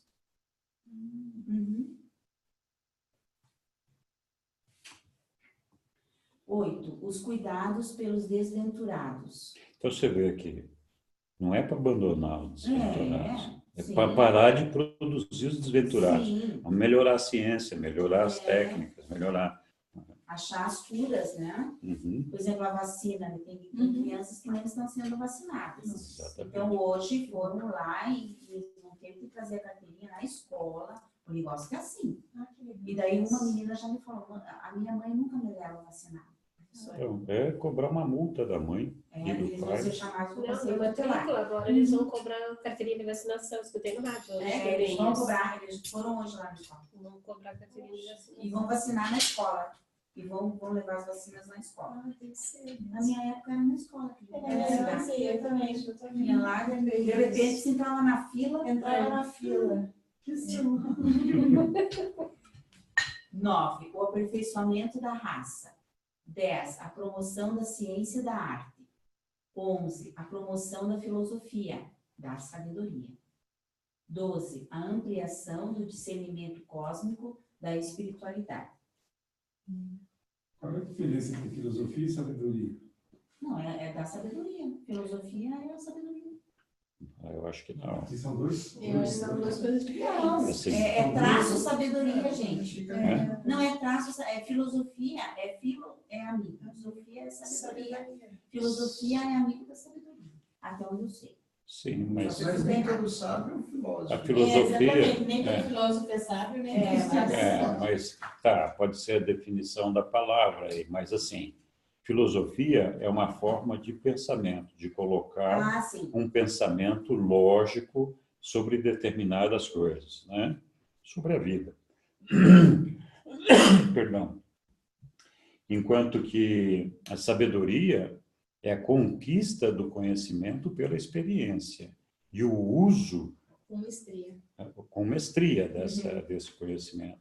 Então, a sabedoria é conquistada pelo conhecimento combinado com a experiência e a mestria de um determinado assunto. Essa é a minha maneira de ver. Isso você sabe, realmente. Mas eu penso igual. São dois conceitos diferentes. E complementares. Sim, e complementares. Mas não são a mesma coisa. Não são a mesma coisa.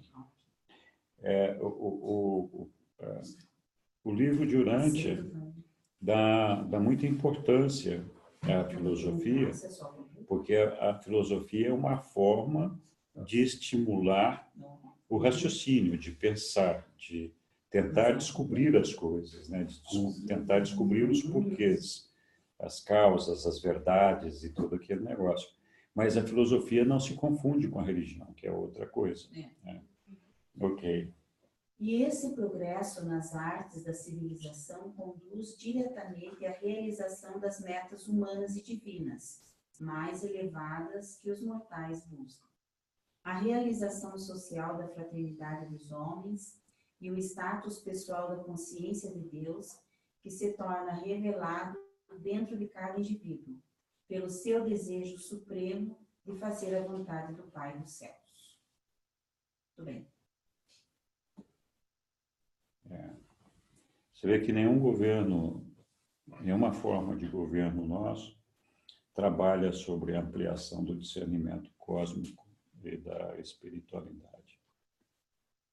O governo deveria ser laico no Brasil, por exemplo, mas não é. A gente sabe que tem diferentes correntes religiosas em diferentes escolas. Então, é interessante, porque aqui eles estão listando a questão do desenvolvimento, da ampliação do discernimento cósmico e da espiritualidade, coisa que não é utilizada pelo governo, nas escolas. Mas nas escolas, no 5º e no 6º anos, tem a matéria de religião. E eles veem as religiões e comentam e falam sobre religião. Mas eu acho que seria mais além disso. Não sei, eu não conheço. Mas pelo menos eu não conheço o programa conhecem, das escolas. E também tem toda aquela questão de você respeitar Sim, a religião do outro. Exatamente, então mas é por isso que eu acho que a gente não faz, sem conhecer o programa, porque na verdade eu não conheço, mas eu acho que tem um viés equivocado. Porque assim, eu acho que o viés aqui é assim, olha, essa visão cósmica. Olha, tem um criador do cosmos. Nosso planeta é um, no meio de muitos. Nós temos que cuidar desse planeta. Mas eles colocam assim. Essa é uma pra gente Na de visão respeito de cada cristianismo, como é visto isso. Na visão do budismo, na visão, sabe? Não, mas não estamos discutindo religião aqui nisso que eu estou falando. Quer dizer que nosso planeta é parte de um cosmos. Sim, mas isso você tem que cuidar desse planeta. Esse planeta é de toda a humanidade, tem que cuidar, não sei o que tal. Essa visão cósmica, espiritual. As riquezas dele têm que ser compartilhadas. De que forma? Então, é uma visão fraternal, né, da vida planetária, né, que não tem essa visão. Então, você não precisa definir religião. Não é religião. É espiritualidade. Mas você sabe, que é outra isso coisa. hoje em dia é visto através, por exemplo, tem conteúdos dentro de ciência, se não me engano, que é muito visto, é muito contextualizado, assim, no sentido de cuidar do planeta, a questão ambiental. Então, as crianças são ensinadas nesse sentido, sabe? Tem essas conceitos. E depois no ensino médio tem a filosofia, né? E tem a sociologia. Isso já abre um pouquinho mais. E na universidade, quem estuda na PUC, pelo menos, né? Então tem todas as matérias relacionadas à filosofia também. Eu também, na faculdade eu tinha filosofia, tinha... Eu não sei que outra, que, se eu não me engano, tem alguma coisa da antropologia. Eu só sei que eu achei muito legal que o meu filho fez e eu vi que ele mudou, assim, sabe? A visão dele em muitas coisas. Bom, continuem. Continuamos. E esse progresso, já deu? Já. Ok. O surgimento da fraternidade genuína significa que foi alcançada uma ordem social na qual todos os homens lhe judiam de carregar o fardo uns dos outros. Olha que legal. De fato, eles desejam praticar a regra dourada. Mas essa sociedade ideal não pode ser realizada se os fracos ou perversos ficam à espera para tirar vantagens injustas e ímpias daqueles que estão principalmente possuídos pela devoção ao serviço da verdade, da beleza e da bondade. Nessa situação, apenas uma linha de conduta torna-se prática. Os adeptos da regra de ouro, podendo estabelecer uma sociedade progressista, na qual eles vivem de acordo com seus ideais, enquanto mantêm uma defesa adequada contra os companheiros ignorantes, que poderiam procurar explorar as suas predileções pacíficas ou destruir a sua civilização em avanço. Isso é interessante, porque é assim, né? Você tem que ter uma defesa, porque, puxa, olha lá, ele tá doando e tal, vai lá e se aproveita daquilo, não é? o que diz ali? O que Porque... é Não pode dizer. o que é a regra de ouro? Me perdi um pouco. A regra de ouro é da irmandade entre os homens. É de fazer, De aquilo fazer que você... ao próximo o que você gostaria que fosse feito para você. Essa é a regra de ouro. O que eu achei interessante, Helena, é que você tem um limite também. Você deve se defender contra essas pessoas que querem se aproveitar da tua bondade, de certa maneira, né? Claro. Que você pode ter ingênuo, né? Você não pode ter ingenuidade. Você tem fraternidade e ternura sem ser ingênuo. Porque tem gente que quer se aproveitar mesmo. Aí entra a sabedoria. Você pode ter todo esse teu equilíbrio com sabedoria. Se você não tiver sabedoria, você cai nas garras dos manipuladores. Exatamente.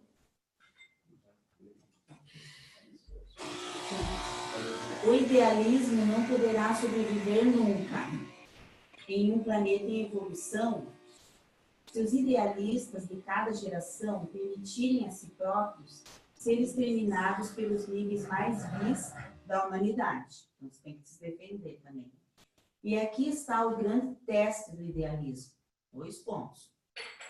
Pode uma sociedade avançada manter aquela prontidão militar que a torna protegida contra todos os ataques dos seus vizinhos, amantes da guerra, sem cair na tentação de empregar essa força militar em operações ofensivas contra outros povos, com propósito de ganho egoísta ou de engrandecimento nacional? A sobrevivência nacional demanda a prontidão, e só o idealismo religioso pode impedir que a prontidão seja prostituída pela sua transformação em agressão. Apenas o amor e a irmandade podem impedir que os fortes oprimam os fracos. Tudo jóia aí? A evolução da competição. Então, assim pode ser. A competição é essencial ao progresso social, mas a competição desordenada gera violência. Na sociedade atual, a competição está aos poucos substituindo a guerra, ao determinar o lugar do indivíduo na atividade produtiva, bem como ao decretar a sobrevivência das próprias indústrias. O assassinato e a guerra diferem entre si pelo status perante os costumes. O assassinato tendo estado fora da lei desde os primeiros tempos da sociedade, ao passo que a guerra nunca foi totalmente proscrita pelas leis da humanidade.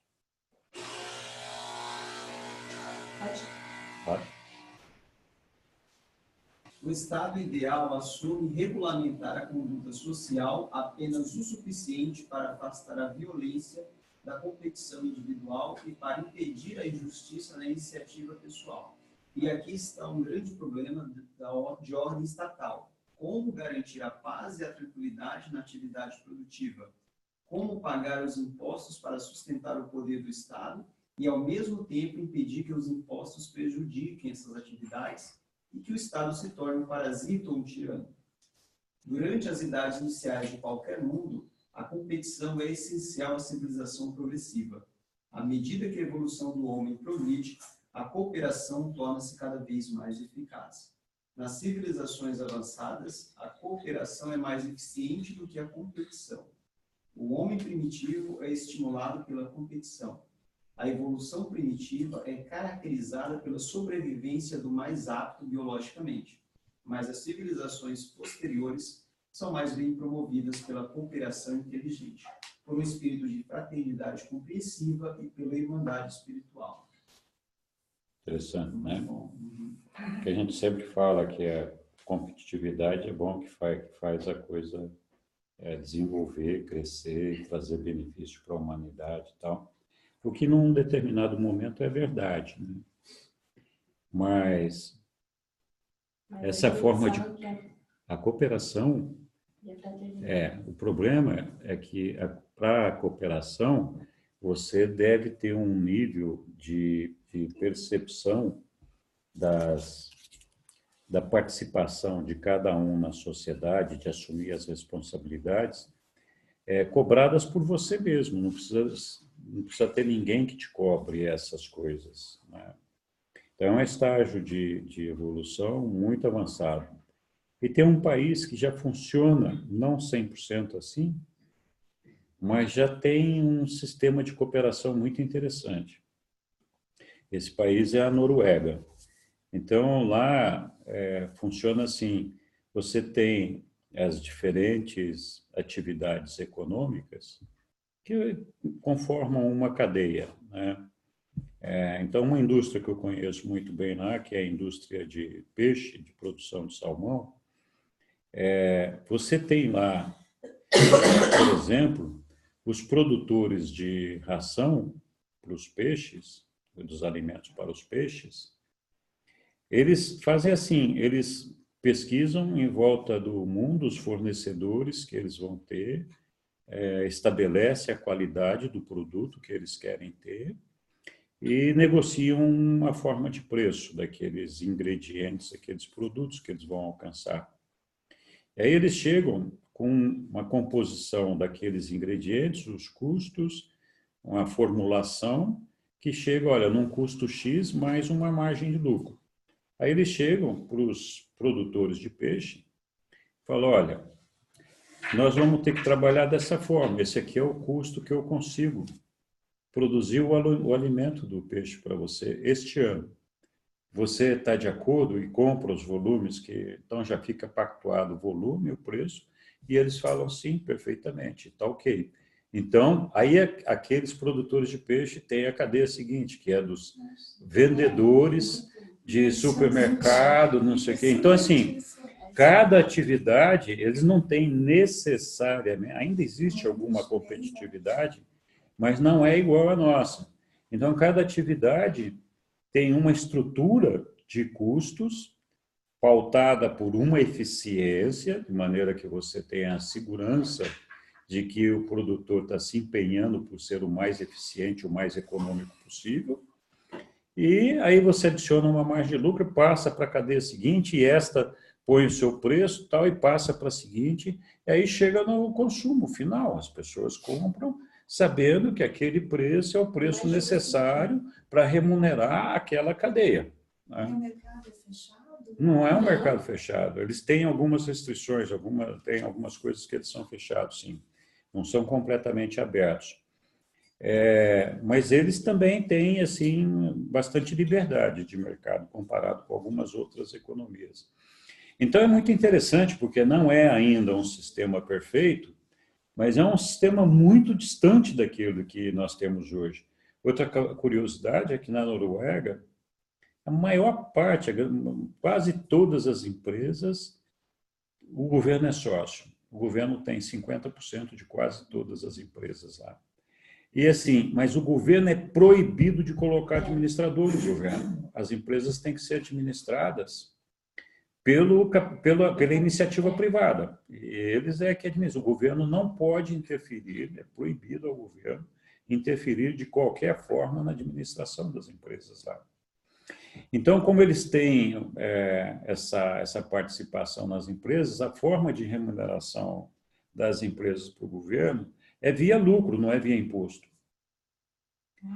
Então, eles têm não é que não tem imposto, tem, mas tem uma parcela diferenciada daquela que nós temos aqui. Como eles são sócios, então é uma coisa justa, porque, assim, o governo ganha se a empresa ganhar. Se não ganhar, aqui no Brasil você paga imposto independente de você ter prejuízo ou não, não importa, você tem que pagar imposto, né?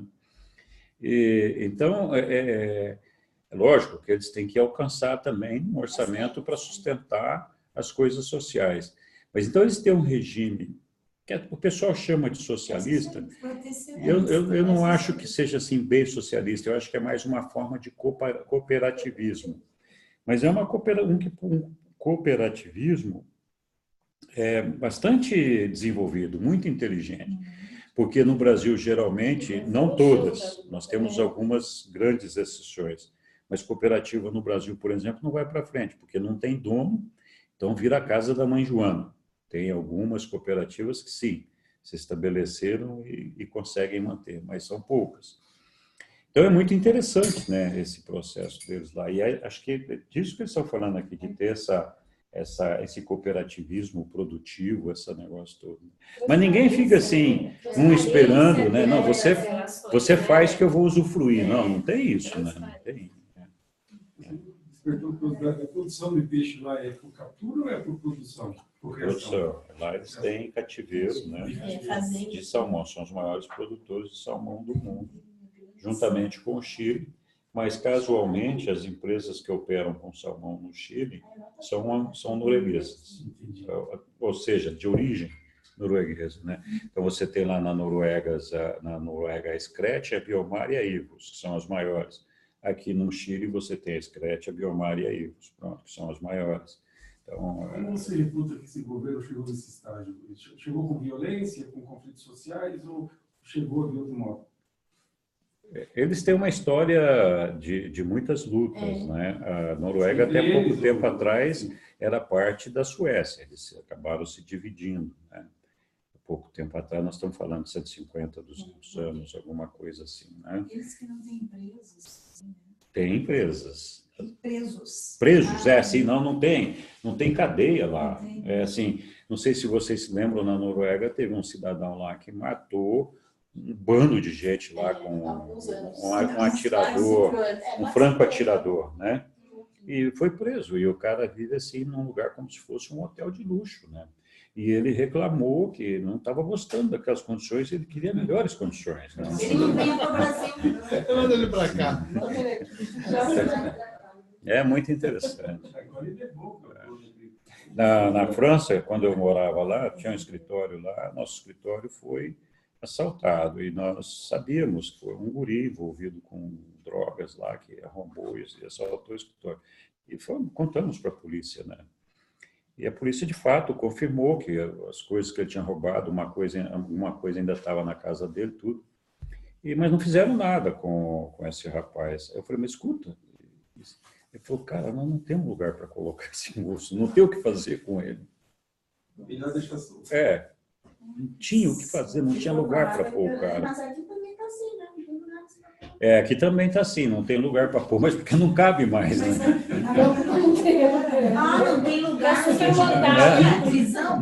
Não tinha, porque isso era numa cidade do interior, em Annecy, na França, em Annecy. Não tinha lugar mesmo. Não tinha lugar mesmo, não tinha cadeia. Era super. Vamos. Você falou do Chile, que eu estava prestando atenção em outra coisa.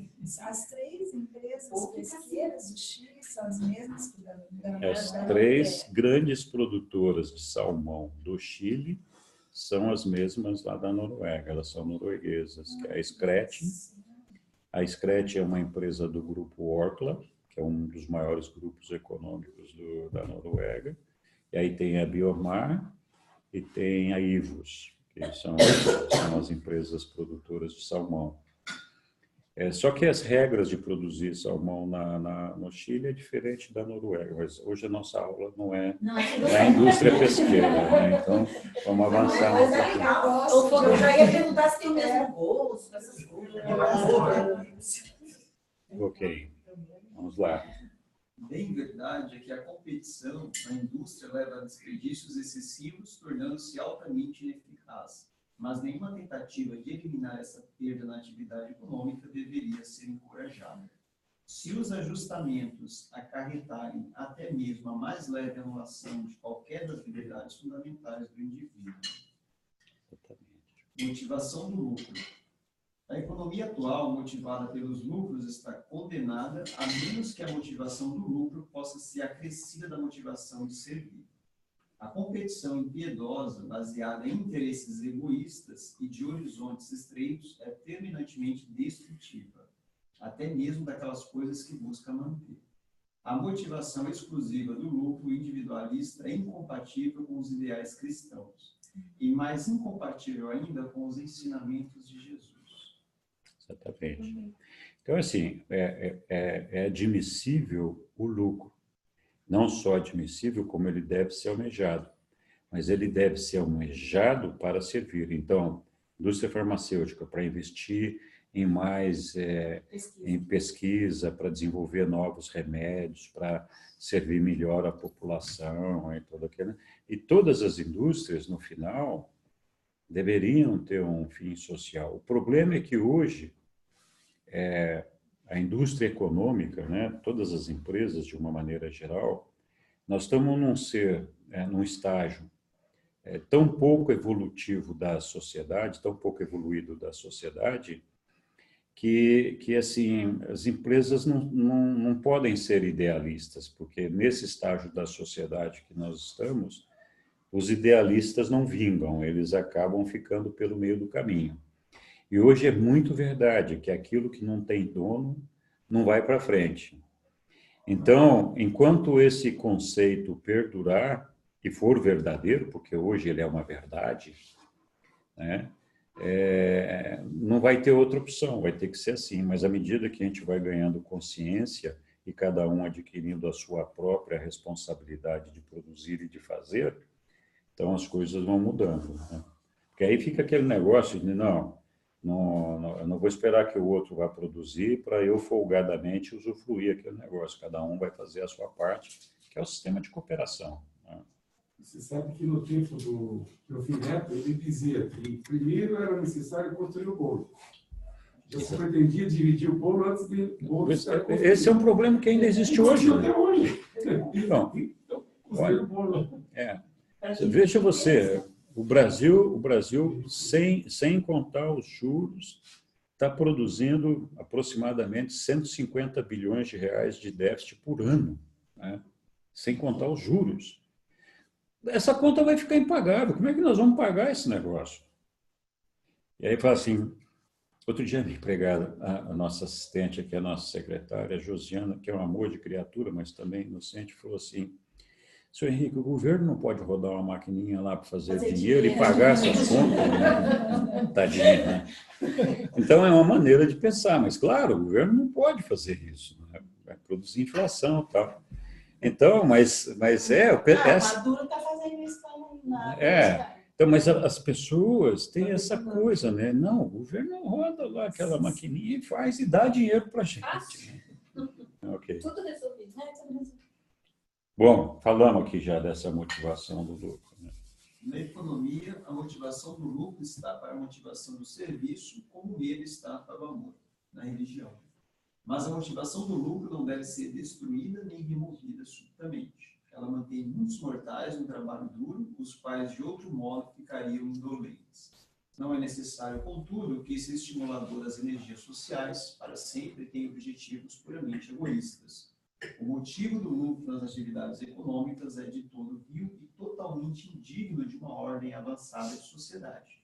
Contudo, é um fator indispensável no decorrer das primeiras fases da civilização. A motivação do lucro não deve ser afastada dos homens até que eles estejam imbuídos de tipos superiores de motivações não lucrativas para os seus esforços econômicos e para os seus serviços sociais. Os anseios transcendentes de uma sabedoria superlativa, de uma fraternidade fascinante e da excelência na realização espiritual. Legal, né, isso aqui. Eu acho top o que eles colocaram. Mas a primeira frase eu não entendi nada do que dizer. Pois é, então, mas é que a leitura que tem a primeira frase, o que quer dizer? A motivação do lucro está para a motivação do serviço. Como o medo está para ali naquele negócio. A impressão está sendo irônico, não está falando sério, está brincando. Essa primeira frase está escrita. A motivação do lucro está para a motivação do serviço. O medo está para o amor. Mas assim, a motivação do lucro hoje, o que é? É de eu me enriquecer, de eu sobressair, de eu conquistar o meu próprio mérito. Eu não tenho o altruísmo de produzir, o meu interesse é ganhar, mas não servir. Então, a moeda é que está trocada, né? Porque, assim, o cidadão altruísta, ele é bem espiritualizado e desenvolvido, ele tem o desejo de produzir para servir. O cidadão moderno hoje, ele tem o direito de produzir para se enriquecer. E qual é a relação entre os dois? Há um conflito. Tem que estabelecer um conflito. Sim, tem. Então, um está para o outro. Em que medida? Em medida nenhuma, isso. Sim, não. É que ali eu vejo o seguinte, o lucro existe para motivar ele a trabalhar, fazer servir, fazer alguma coisa. É isso. Alguma coisa tem que levar vantagem. Isso. Numa situação, a motivação é interesse pessoal. Na outra, a motivação é servir. Então, na religião, ela disse que eu entendi o seguinte: a pessoa trabalha porque tem uma motivação. Que é o isso. Aí ela trabalha para si, se levanta cedo, trabalha 20 horas. Ou seja, o serviço que ela diz, eu vou trabalhar. Essa é a motivação do lucro. Por quê? Eu vou ter lucro. Mas tem um sujeito que levanta cedo e fala, eu vou trabalhar porque eu quero servir. Não quero lucro. Sim, mas ele falou ali, está escrito lá, ó. A motivação do lucro está para a motivação do serviço, como o medo está para o amor. Na religião. Na religião. Na religião, o que você considera essa religião? Que você tem um medo de ir para o inferno. Então, você é um religioso, você tem um medo, né? Agora, se você for por amor, é outra coisa, né? Por amor, você vai ser religioso, espiritualizado pelo amor, não pelo medo. O ideal é a motivação do serviço na economia, assim como o ideal para a religião é o amor e não o medo. É isso.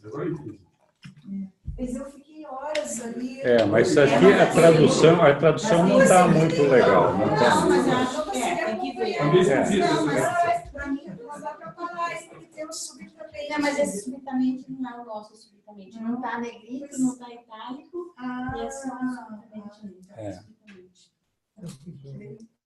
Eu não sei, pode ser que o Milton não tenha copiado o itálico e entre aspas. Não, mas eu acho que pelo sentido, não é um subitamente de intervenção divina. Mas esse amor aí tem a ver com religião, não com amor físico entre mulher e homem. Não, é religião. Tem a ver com o amor da religião. Não deve desaparecer assim de uma hora para outra, né? Tudo bem. O amor da religião. Onde estamos? Sim, mas esse subitamente assim, tá dizendo, não arrancar, não tirar. Não é o de criação divina. Ok. Mas que frase, né? Porque no livro, quando ele está em negrito e entre aspas, não, está em itálico. Tem uma conotação quando de está intervenção divina. Subitamente, Deus palavras também. Depois usa a palavra ideal, que não via a palavra ideal em lugar nenhum ali, mas tem diferença. Então, aquele casal de símios, de repente, subitamente, teve um casal de gêmeos. Aí essa é uma intervenção divina. O ideal é tinha chegado no patamar de evolução que você escolheria, você vai dar o salto quântico. Vamos lá, onde paramos aqui? Pode mudar. Eita, eu estou muito atrasado. Outra pessoa lê a educação. Nós vamos continuar, são 9h30. 9h25, é melhor então deixar a educação para a próxima semana. Deixamos a educação para a próxima semana. Pronto, agora vamos meditar, vamos reler em casa. Olha, mas tem essa a religião, o medo, existe um texto que fala sobre o medo que as pessoas da religião ali, será que não? Vou ter que voltar a ler, porque aquela frase está bem exatamente. Mas vejam em inglês, a gente foi para a religião, vamos ver em inglês, no começo da evolução da civilização, eles buscaram a religião por medo do sobrenatural, de coisas, Vamos pegar não pelo amor, mas pelo medo deles.